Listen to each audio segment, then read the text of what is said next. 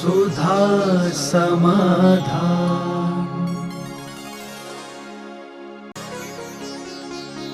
नमोस्तु गुरुदेव।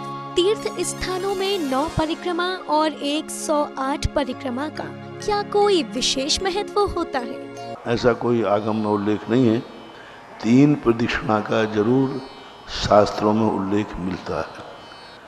पूज्यवर वीरसेन स्वामी महाराज ने धवला जी के अंदर जब वे 2 मुनिराज धरसेन स्वामी के वास आए तो उन्होंने 3 प्रदक्षिणा लगा करके उनको वंदना की। तो 3 प्रदक्षिणा का तो उल्लेख मिलता है।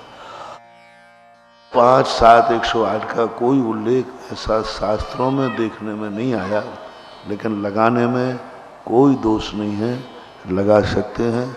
श्रद्धा भक्ति है, अभिव्यक्ति है, शुभ उपयोग का साधन है, नुकसान कुछ भी नहीं, फायदा ही है। नमोस्तु गुरुदेव। मैं विदेश में रहती हूँ, किंतु मेरे परिवारजनों ने चांदखेड़ी में मूर्ति स्थापित की थी, तो मेरे उस मूर्ति के प्रति क्या कर्तव्य होने चाहिए? क्षेत्रों में मूर्ति बनने के बाद अपन छोड़ देते हैं, कमेटियों की पंचायत की मूर्ति हो जाती। फिर भी आपकी श्रद्धा भक्ति है तो उस मूर्ति के निमित्त से साल भर में एक बार दर्शन करने जाओ, वहाँ जाकर के एक बार भक्तांबर पाठ करो। जब भी इंडिया और भारत आओ तब वहाँ जाकर के सुविधा अनुसार एक भक्तांबर विधान होता है, वहाँ भक्तांबर विधान करो, दर्शन करो, यही होता है। और फिर भी नहीं जा पाते हैं तो कोई दोष नहीं। नमोस्तु गुरुदेव। पुण्य करने पर हम जो अहंकार करते हैं तो उस अहंकार से हमें कैसे बचना चाहिए? अहंकार तो कषाय हो जाती है। पुण्य में तो अहंकार होता नहीं है, जैसे लोग उसे अहंकार कहते हैं, क्योंकि सारे पुण्यों में कोई अहंकार की बात ऐसी आती नहीं। फिर भी यदि वो अहंकार करता है तो उसके व्रत में दोष आता है। जैसे अष्टमदों में तप का अहंकार, तप का मद, तो इसको उपलक्षण मानना।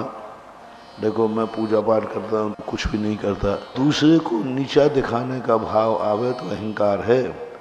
लेकिन आनंद की बात आवे, ओहो अवभाग्य मेरे कि भगवान मैं आपकी पूजा कर रहा हूँ, अवभाग्य मेरे आज मैंने दान दिया है, अवभाग्य मेरे आज मैंने अभिषेक किया है, तो अपने आप को भाग्यशाली मानना, अंदर से आनंदित होना, ये अहंकार नहीं है। अहंकार कहलाता है जब दूसरे को हम नीचा दिखाएं तब। देखो अहंकार का एक बहुत अच्छी परिभाषा बताता हूँ। एक व्यक्ति ने कहा आज की अभिषेक की बोली तो मैं लूँगा, मेरे लिए सौभाग्य मिलना चाहिए। मैं चाहे कितने की बोली जाए, आज की शांति धारा तो मैं करूँगा पहले, कितने की जाए। ये अहंकार तो नहीं है ना, ये क्या है? भावना है। अब देखना इसी को अहंकार में बदलूं, उसको नहीं लेने दूंगा चाहे मैं बर्बाद हो जाऊं। अब समझ गया ना? सरल भरी उदाहरण है ना। मैं लूंगा चाहे सारी संपत्ति दान में लग जाए, ये अहंकार नहीं है, ये तो अवभाग्य। अब दूसरा, उसको नहीं लेने दूंगा, वो कैसे कर ले, चाहे मुझे कितने की बोली लेना पड़ेगा, आज उसको तो नहीं लेने दूंगा, ये अहंकार हो गया। बोली वही चीज है, दोनों करना चाह रहे हैं, लेकिन एक दूसरे को क्या करना चाह रहा है? रोकना चाह रहा है। कभी भी किसी कार्य को दूसरे को रोक करके उसके प्रति द्वेष रख करके नहीं लेना। आगे बढ़ो। स्पर्धा में ईर्ष्या में अंतर है। पहली धारा स्पर्धा में आएगी और दूसरी धारा ईर्ष्या भाव में आएगी। नमोस्तु गुरुदेव। समाज के लोग पूजा पद्धति में 2 मत रखते हैं, तो समाज की एकता के लिए आपका क्या मार्गदर्शन है? दुनिया को ये करने के चक्कर में मत पड़ो, अपना लोटा छानो, पंचम काल में यही है।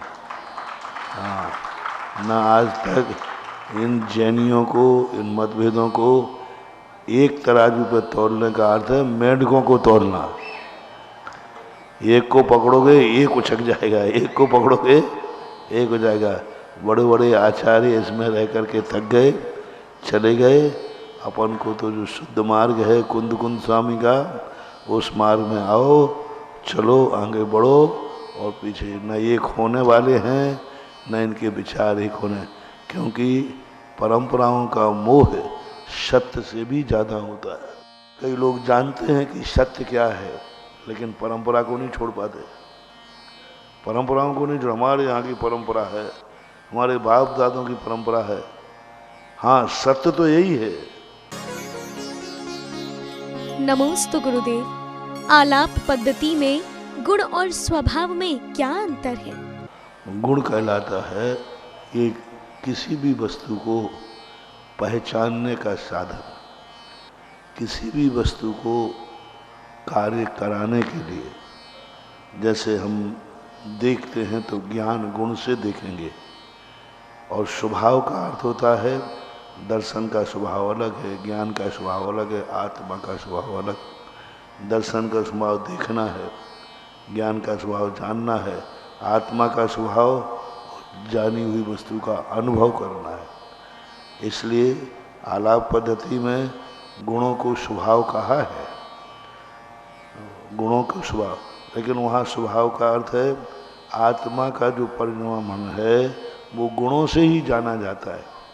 जैसे आत्मा का स्वभाव ज्ञाता दृष्टा है और गुण ज्ञान दर्शन है। कितना अंतर है धन और धनी में। धन धनवान का लक्षण है, ये स्वभाव है। इसी प्रकार ज्ञान हमारा लक्षण है। मैं ज्ञानी हूँ, मेरा स्वभाव ज्ञाता है, मेरा गुण ज्ञान है। मेरा गुण जो है धन है और मैं धनी हूँ। पिछी है और मैं पिछी वाला हूँ। पिछी मेरा गुण है और पिछी वाला मेरा स्वभाव है। ज्ञान मेरा गुण है और मैं ज्ञाता हूँ, जानने वाला मैं हूँ, तो वो कहलाता है स्वभाव। स्वभाव में मलकियत आती है, अनुभव आता है। जिसमें कार्य होना है वह स्वभाव है, जिसके द्वारा कार्य होना है वो गुण कहलाता है। नमोस्तु गुरुदेव। टीवी के सामने प्रवचन सुनते सुनते किसी व्यक्ति की मृत्यु हो जाती है तो वह मृत्यु क्या कहलाएगी? वो मरण तो अच्छा ही कहलाएगा, लेकिन सेकंड नंबर का मरण होगा, क्योंकि यहाँ गुरु की रेखी मिल रही है। मैंने कहा था ना, साक्षात फोटो में जिंदा पिता में और मरे हुए की फोटो में कितना अंतर है। साथ साथ पिता को देखना और पिता की फोटो देखना, दोनों में कितना अंतर है। फोटो के पैर पड़ना और साक्षात पिता के पैर पड़ना, बहुत अंतर। इसी प्रकार टीवी आदि पे देखना ये फोटो के समान है, मजबूरी है, लेकिन साक्षात जो एनर्जी मिलती है, वहाँ तुम शब्द सुन रहे हो, यहाँ जो मेरे अंदर की भावना निकल रही है, जो ऊर्जा निकल रही है, वो सामने बैठने वाले को निकल रही है, टीवी वाले को नहीं। टीवी शब्द सुन सकता है, टीवी शब्द सुन सकता है, टीवी पर एनर्जी नहीं ले सकता। जो करुणा, जो भावना बोलते समय मेरी है, वो नहीं हो सकता। एक आशीर्वाद देना और एक आशीर्वाद का फोटो, आप देखना आशीर्वाद फोटो में भी है, लेकिन ये हाथ जो फोटो में उठा है वो किसके लिए उठा था? अब यहाँ तुमने नमोस्तु किया और हाथ उठा, ये किसके लिए उठा? बस ये है, ये फर्क है। हाथ तो उसमें बराबर उठा, दोनों की फोटो को बराबर फोटो है, लेकिन वहाँ तुम्हारे लिए नहीं मिला गया, यहाँ तुम्हारे लिए चला करके दिया गया। प्रवचन जो होता है सामने बैठा है तो महाराज रेकी दे रहे हैं, जो प्रवचन सभा में बैठे। टीवी पर बैठे हैं वो इससे वंचित रह सकते हैं। जो भावना सामने पंडाल में बैठने से मिलती हैं वो रूप तो नहीं मिल सकता। वो मजबूरी का नाम महात्मा गांधी है कि अब नहीं नाना मामा की अपेक्षा काना मामा ठीक है। अब नहीं पहुंच पाते हैं वहाँ पर, नहीं जा पा रहे हैं, तो टीवी पे सुनना, टीवी पे प्रवचन सुनना मार्ग नहीं है, एक समस्या का समाधान है, ऐसा मानना चाहिए। नमोस्तु गुरुदेव। सिद्ध जीवों में अंतर संख्या और अल्प बहुत्व में किस प्रकार से भिन्नता है? अंतर कहलाता है किसी भी चीज को, जैसे इस पंडाल में से तुम गए बाहर, अब कितने देर में लौट के आए, तो जो बीच का खाली स्थान रहा उसको अंतर बोलते हैं। संख्या का अर्थ होता है कितने लोग गए थे, कितने लोग आए हैं, वो संख्या कहलाती है। अल्प बहुत, कौन पहले घंटे में कितने लोग आए, दूसरे घंटे में कितने लोग आए, अल्प बहुत हीनाधिक। महिला कितने हैं, पुरुष कितने हैं, अल्प बहुत। कितने जीव यहाँ पर रहते हैं सम्यक दर्शन में, फलानी गति में कितने जीव हैं, तो अल्प बहुत, कौन ज़्यादा कौन, परस्पर में तुलना करना अल्प बहुत है। संख्या निर्धारित करना संख्या है, और जिस स्थान को छोड़ करके जाता है पुनः लौटने के बीच के काल को अंतरकाल कहते हैं। नमोस्तु गुरुदेव। मेरे मन में यह भाव आते हैं कि मैं भगवान का अभिषेक करूं और मैं भगवान की माता बनूं। क्या यह मेरे भाव सही हैं? दो भाव हमारे विपरीत हैं। एक भाव कि मैं भगवान का अभिषेक करूं, करना नहीं, ये भाव आ रहा है तो आने दो। करूं तो बस जल्दी जल्दी आप स्त्री पर्याय से मुक्ति पाओगे और पुरुष बने के कर लोगे।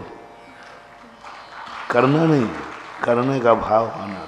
मुनि बनना नहीं, मुनि बनने का भाव आना, मैं कब मुनि बनूं। लेकिन आप स्त्री पर्याय में हैं तो नहीं बन पाएंगे। स्त्री पर्याय में होने से कुंद कुंद की मूल परंपरा में भगवान का अभिषेक नहीं है। अपन को आगम की आज्ञा मानना है और भाव की अपेक्षा से कोई बाधा नहीं ऐसा भाव होने में। लेकिन दूसरा भाव आपका है कि मैं भगवान की माता बनूं, तो दोनों विरोधी भाव हैं, एक ही बन पाओगे। इसे दोनों में से एक निश्चित करो।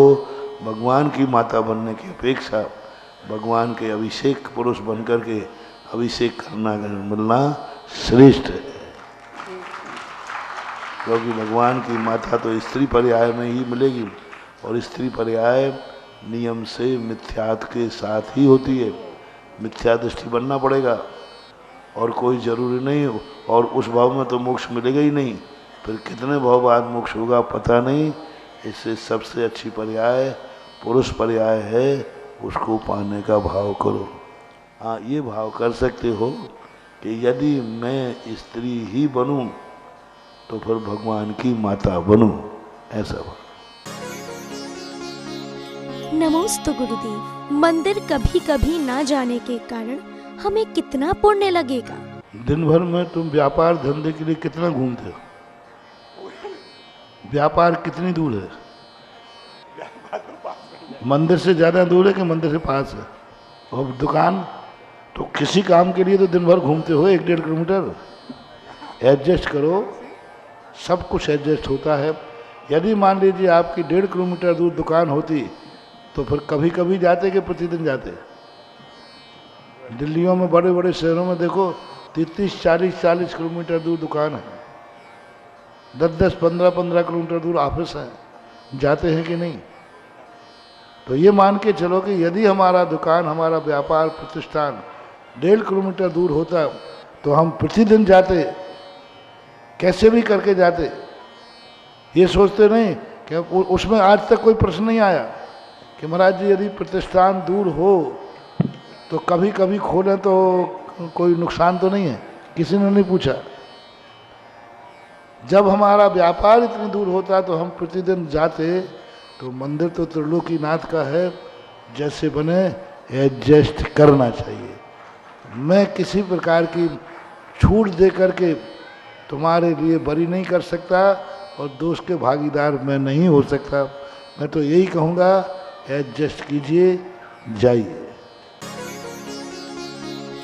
नमोस्तु गुरुदेव। शयोपशम सम्यक्त्व में 266 सागर की स्थिति कैसे बनती है?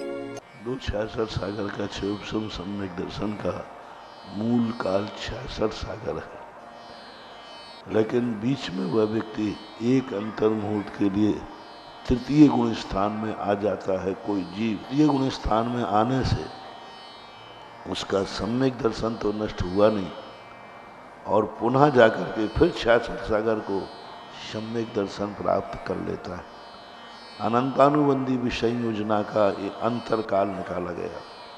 एक अनंतानुबंधी का विसंयोजन काल उत्कृष्ट रूप से कितना रह सकता है, तो उन्होंने कहा 266 सागर तक। और जैसे ही फिर उसके बाद वो या तो मोक्ष जाएगा या फिर मिथ्यात्व गुण स्थान की तरफ जाएगा। इसलिए विसंयोजना की अपेक्षा से 266 सागर क्षयोपम सम्यक दर्शन का काल नहीं कहा। वो 266 सागर तो क्षयोपम सम्यक दर्शन का काल तो 66 सागर ही है। अनंतानुबंधी की विसंयोजना का उत्कृष्ट काल कहा।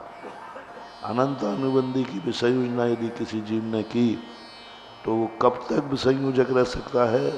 266 सागर वर्ष तक विसंयोजक रह सकता है। उसके बाद या तो वो क्षायक प्राप्त कर लेगा या पुनः आकर के विसंयोजना की संयोजना चालू कर देगा। इस अपेक्षा से जानना चाहिए। नमोस्तु गुरुदेव। अनंत चतुर्दशी को अनंतनाथ भगवान का ना तो जन्म कल्याणक है ना ही मोक्ष कल्याणक, तो अनंत चतुर्दशी का पर्युषण पर्व से क्या संबंध है? एक तो अनंत चतुर्दशी की एक कथा मिलती है जिसमें अनंतनाथ भगवान की पूजा करने का उल्लेख है, और वो अनंत चतुर्दशी 14 साल की जाती है अनंत चतुर्दशी को। और एक अनंत चतुर्दशी के अंत श्रीयांशनाथ भगवान को मोक्ष कल्याणक भी है। उस अपेक्षा से दो की अपेक्षा से ही अनंत की शब्द की व्युत्पत्ति मिली, बाकी और कोई अलग से ऐसा कथा की अपेक्षा से ही इसको अनंत चतुर्दशी की प्रसिद्धि ज़्यादा मिली। जैसे दशमी को मिली ना सुगंध दशमी, सुगंध दशमी किस लिए मिली? सुगंधा के कारण। इसी प्रकार अनंत चतुर्दशी की जो कथा है उस कथा नायक का नाम, कथा नायिका का नाम अनंत से था, और उन्होंने अनंतवती ही अनंत कुछ ऐसा नाम था, और अनंत भगवान की पूजा करने का उल्लेख मिलता है पूरी कथा में। वो कथा को आप पढ़ना है आराधना आदि कथा खोज में। उस कथा की अपेक्षा जैसे सुगंध दशमी हुई ऐसे अनंत चतुर्दशी हुई। सुधा समाधान